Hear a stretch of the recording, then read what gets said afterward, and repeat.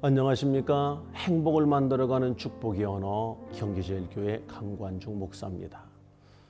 오늘은 자신의 마음속에 일어나는 시기심을 이기고 계속 성장할 수 있는 겸손의 언어에 대해 생각해 보도록 하겠습니다.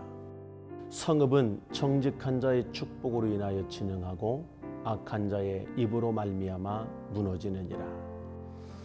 부러우면 지는 거야 라는 유행어가 있습니다. 과연 옳은 말일까요? 부럽다는 말의 반대 표현은 부럽지 않다가 아닙니다. 바로 시기심입니다.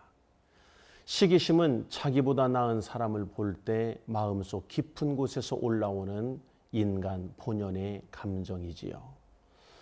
성경을 보면 가인이라는 사람이 나옵니다. 가인에게는 동생이 있었는데 아벨이라고 하는 사람이 있었습니다. 이 두 사람이 성장하여 하나님께 제사를 드리게 됩니다. 그런데 동생 아벨의 제사는 하나님께서 연락하신 반면 형 가인의 제사는 거절을 당하게 됩니다. 그때 가인의 마음을 너무 불편하게 했던 마음이 있었는데 그게 바로 동생에 대한 시기심이었습니다. 그런데 그 시기심은 시기심으로 그치지 않았습니다. 시간이 가면서 시기가 분노로, 분노가 살인으로 발전하게 되었지요. 그리고 결국 가인은 자기의 형제 동생을 죽이는 최초의 살인자, 그리고 영원한 저주의 상징이 되고 말았습니다.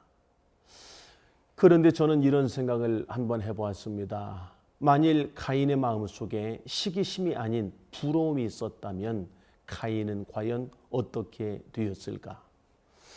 먼저 부러워하는 동생 아벨을 닮으려고 노력했을 것입니다. 그리고 가인도 아벨처럼 하나님의 사랑받는 그런 사람이 되지 않았을까요? 시기심은 죄성을 가진 인간의 자연스러운 마음입니다. 그러나 그것에 사로잡혀서는 절대 안 될 마음입니다. 그러므로 자기 마음에 시기심이 일어나려고 할 때는 이렇게 마음을 다스려 보십시오. 아, 부럽다. 나를 위해서 시기심을 부러움으로 바꾸는 것입니다. 사람의 말은 먼저 자신의 귀에 들려옵니다. 그리고 자신의 마음을 움직입니다. 부러워요. 이렇게 말문을 여는 사람, 그 마음엔 시기심이 아닌 부러움이, 그래서 그 사람을 닮아가며 계속 성장할 수 있는 그런 사람이 되게 되는 거지요. 사람은 부러운 사람을 닮아가게 마련이기 때문입니다. 그래서 그 사람처럼 말하게 되고 그 사람처럼 행동하게 됩니다. 그러면서 언젠가는 그 이상의 사람으로 성장하게 되는 것입니다.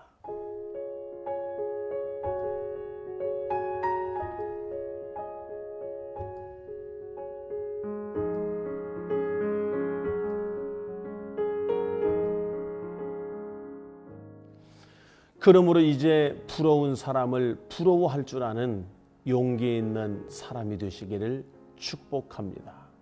지금까지 행복을 만들어가는 축복의 언어 경기제일교회 강관중 목사였습니다.